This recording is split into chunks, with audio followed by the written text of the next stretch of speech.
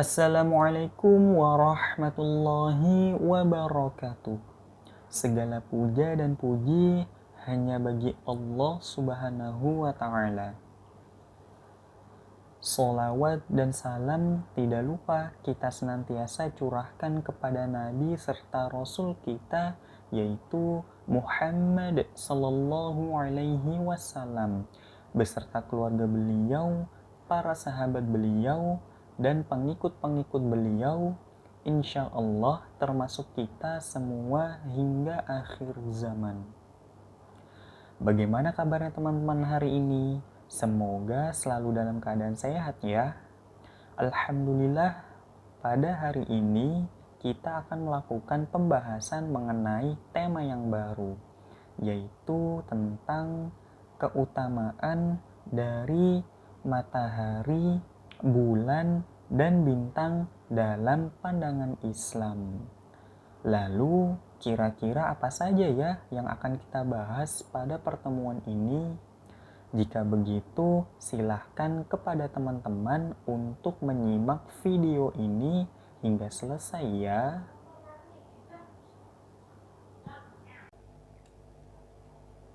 Teman-teman yang dirahmati oleh Allah Subhanahu wa Ta'ala, kita meyakini dengan keyakinan penuh kepada Allah Subhanahu wa Ta'ala bahwa apapun yang tercipta dalam kehidupan ini tidak terlepas dari kekuasaan Allah Subhanahu wa Ta'ala. Baik itu makhluk yang bernama manusia, hewan, tumbuhan, dan lainnya. Tentunya juga termasuk makhluk yang hidup ataupun makhluk yang mati. Dan teman-teman perlu diketahui, pada pertemuan ini kita akan membahas keutamaan dari matahari, bulan, dan bintang dalam pandangan Islam. Apa saja ya keutamaan dari benda-benda langit tersebut? Baik, kalau begitu langsung saja kita melakukan pembahasan ya.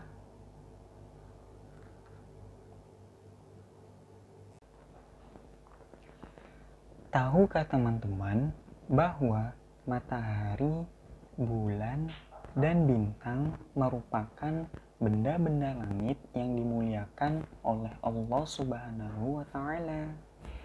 Apakah teman-teman mengetahui alasan benda-benda langit tersebut termasuk yang dimuliakan oleh Allah Subhanahu wa Ta'ala? Ya, teman-teman, karena Allah Subhanahu wa Ta'ala menjadikan benda-benda langit tersebut sebagai nama surah di dalam Al-Quran, antara lain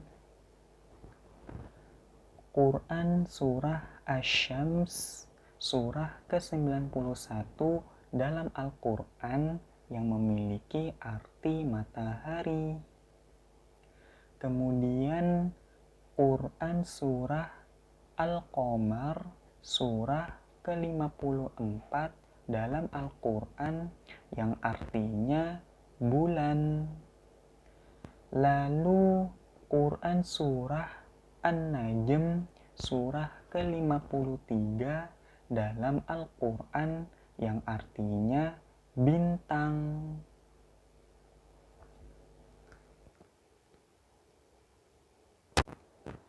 Kemudian matahari dan bulan. Ternyata benda langit tersebut Allah Subhanahu wa Ta'ala ciptakan sebagai alat tolak ukur perhitungan waktu dalam kehidupan manusia. Di antaranya perhitungan waktu hari, bulan, dan tahun. Hal ini dapat kita ketahui dari Quran surah Al-An'am surah ke-6 dalam Al-Quran ayat ke-96 bahwa Allah Subhanahu wa Ta'ala telah berfirman dan menjadikan matahari dan bulan untuk perhitungan.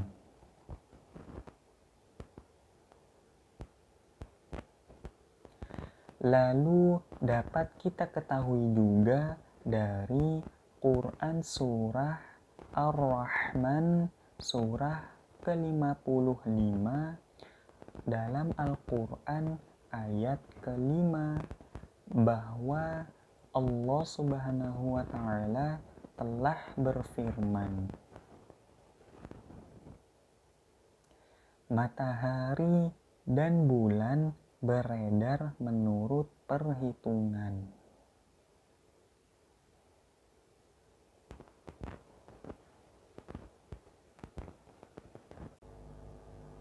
Nah, teman-teman perlu diketahui ya, bahwa dalam sistem perhitungan waktu dalam kehidupan ini terbagi menjadi dua, yaitu berdasarkan perhitungan waktu Masehi atau Syamsiyah dan Hijriyah atau Qamariyah. Teman-teman dapat melihat perbedaannya sebagai berikut.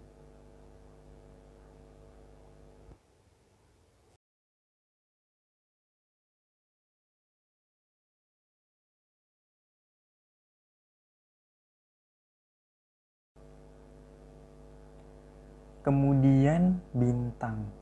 Ternyata benda langit tersebut juga memiliki keutamaan yang Allah Subhanahu wa Ta'ala ciptakan sebagai perhiasan langit dan alat pelempar syaitan. Hal ini dapat kita ketahui dari Quran surah Al-Mulk surah ke-67 dalam Al-Quran ayat ke-5 bahwa Allah Subhanahu wa Ta'ala telah berfirman,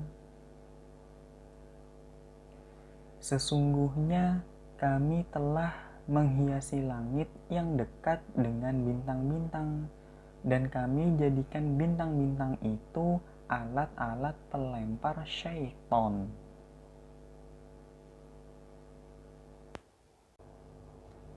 Dalam kehidupan ini, pasti kita pernah mendengar dan mungkin melihat secara langsung yang namanya bintang jatuh. Tahukah teman-teman, dalam agama Islam, ternyata di saat itulah syaitan sedang dilempari oleh para malaikat-malaikat karena berusaha mencuri berita di langit. Namun, perlu diketahui juga bahwa orang-orang kafir dahulu hingga saat ini jika melihat bintang jatuh, pasti mereka berdoa untuk mengabulkan permohonan atau yang biasa disebut make a wish. Hal ini tidak dibenarkan dalam agama Islam karena perbuatan tersebut termasuk dosa kepada Allah Subhanahu wa Ta'ala. Maka dari sekarang tinggalkan ya perbuatan itu jika melihat bintang jatuh.